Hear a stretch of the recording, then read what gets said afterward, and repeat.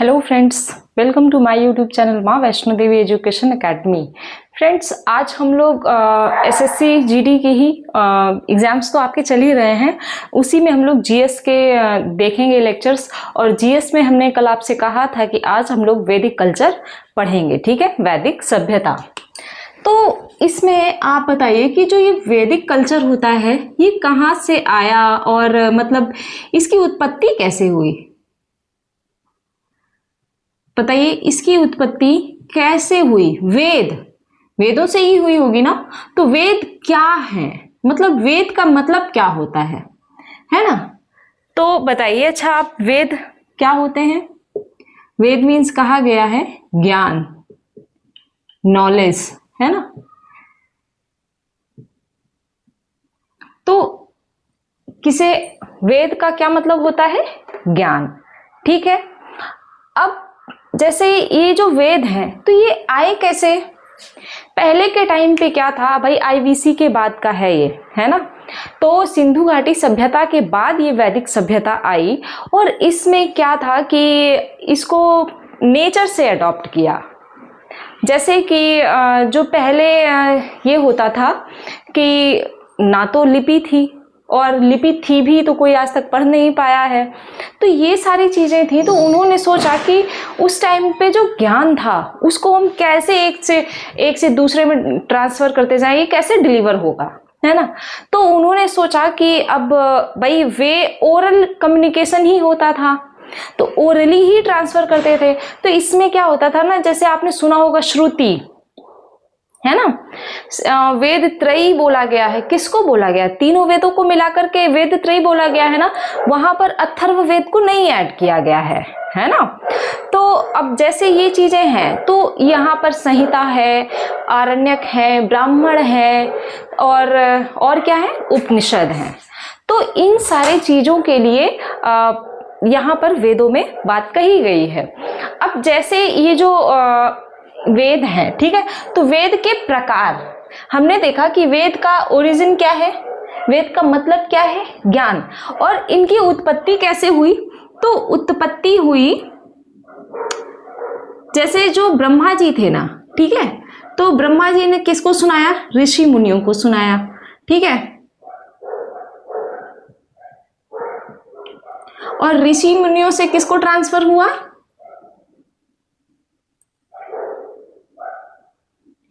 इनसे ट्रांसफर हो गया किसमें? जो इनके फॉलोअर्स थे, ठीक है, अनुगामी थे, इनको जो फॉलो करते थे उनमें ये ज्ञान का ट्रांसफर हुआ। अब आपने ये पढ़ा है ना कि महर्षि द्वैपायन, महर्षि कृष्ण द्वैपायन,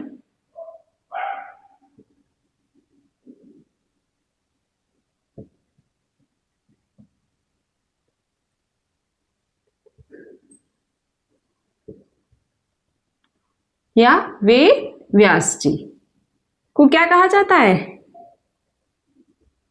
ने रचना की थी इनकी, है ना। अब देखिए, वेद कितने प्रकार के हो गए? तो वेद आए कैसे? तो उत्पत्ति के लिए आप कह सकते हो कि वेदों की उत्पत्ति हुई श्रुति के माध्यम से, सुनकर। श्रुति मीन्स क्या होता है? सुनना।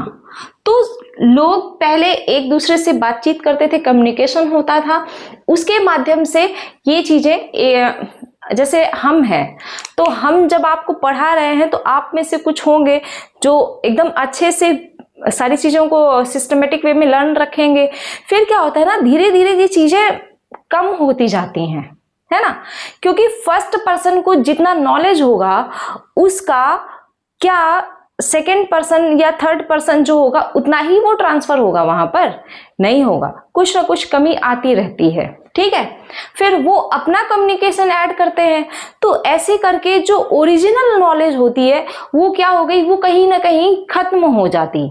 इसलिए फिर ये लिखने वाला सिस्टम आया, और जब लिखा गया तो फिर वो ओरिजिनल कॉन्सेप्ट जो है वो कहीं ना कहीं थोड़ा बहुत कम हो गया। अब देखिए, शून्य से स्टार्ट हुआ, ठीक है। और वेद के प्रकार कितने हैं बताइए आप?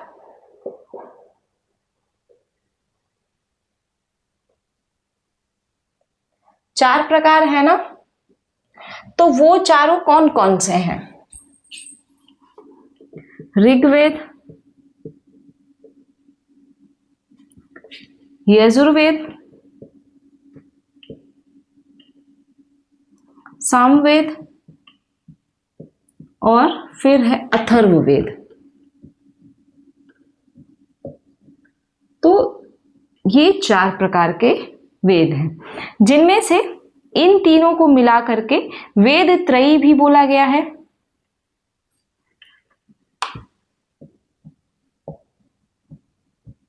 ठीक है, इनको वेद त्रयी भी कहा गया है। ऋग्वेद कैसा है? ये सबसे पुराना है। इसमें कितने मंडल हैं बताइए? अगर हम लोग ऋग्वेद की बात करते हैं तो ये जो भी इसको पाठन करते थे, पढ़ते थे, उनको हम लोग बोलते थे होत्री, होत्री या होता। ठीक है, ये पठन करने वाले को बोलते थे। अच्छा, ऋग्वेद में मंडल कितने हैं? तो 10 मंडल हैं। थोड़ा मंडलों से ना क्वेश्चन आ जाते हैं, है ना। तो 10 मंडल में से कौन सा इंपॉर्टेंट मंडल है बताइए?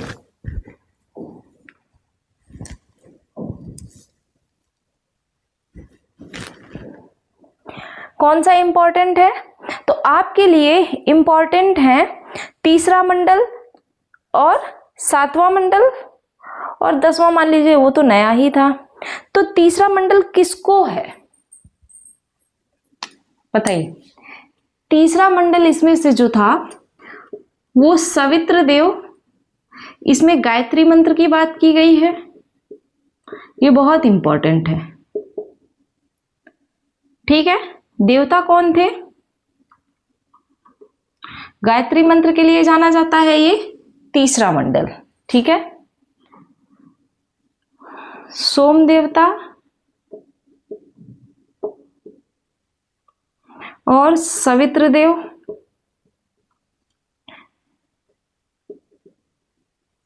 ठीक है, अब तीसरे के बाद अगर हम चौथे मंडल की बात करें तो चौथे मंडल में कृषि की बात करी गई है। अब इसके बाद 10वां मंडल ये जो था वो नया था सबसे।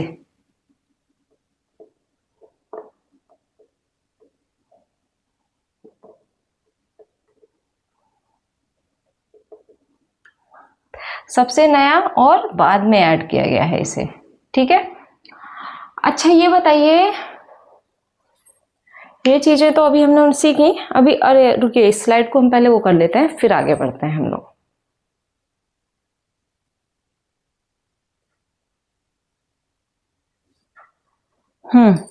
तो देखिए, अच्छा 10 राज्य युद्ध के बारे में आपने बहुत सुना होगा, है ना। तो ये जो 10 राज्य युद्ध था किस मंडल में है? आप हमें मंडल का नाम बताइएगा। ठीक है, ये एक क्वेश्चन रहेगा, कमेंट में बताइएगा मंडल कौन सा है जिसमें 10 राज्य युद्ध के बारे में कहा गया है।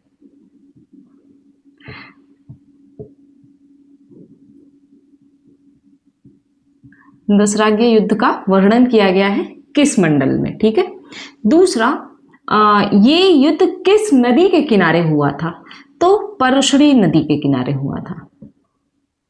ठीक है,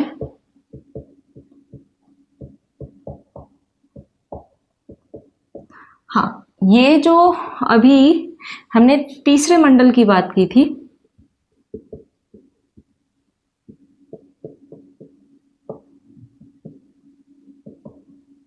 गायत्री मंत्र समर्पित किसको है? किस देवता को समर्पित है? पहले ये भी बताइए।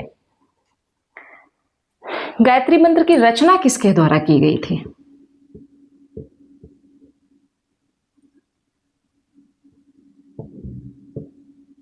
रचनाकर्ता लिख देते हैं।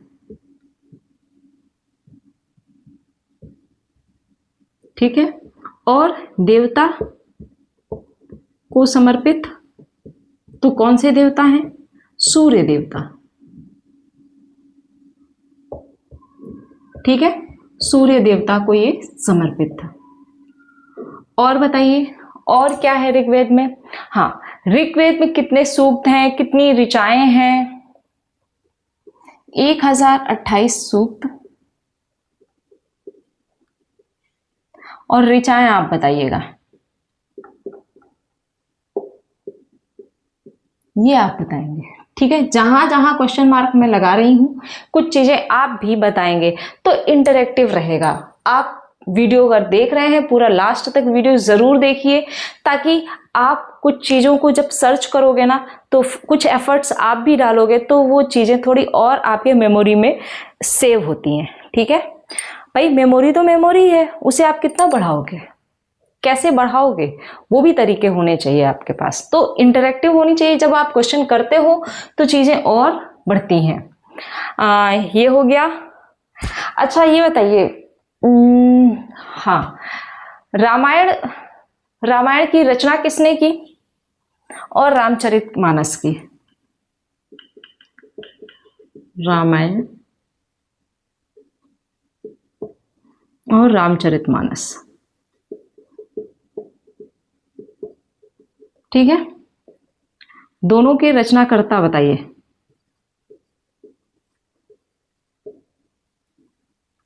आप बताएंगे, ठीक है।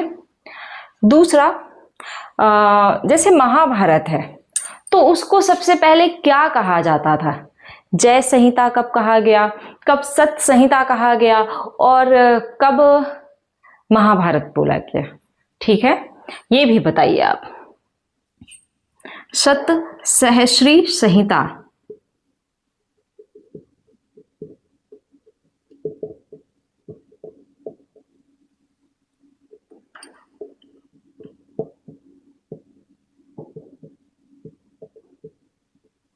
सत सहस्री संहिता मतलब क्या हो गया? सत मीन्स 100, सहस्र हजार, यानी कि 1,00,000, 1,00,000 सूक्त हो गए, ठीक है, श्लोक वगैरह। और जय संहिता कब थी? तो उससे पहले की बात है ये। अब देखिए ये रहा, और क्या है इसमें? अगर हम लोग और ज्यादा चलते हैं, हाँ, इसमें कुछ चीजें और आप बताइएगा। जैसे देखिए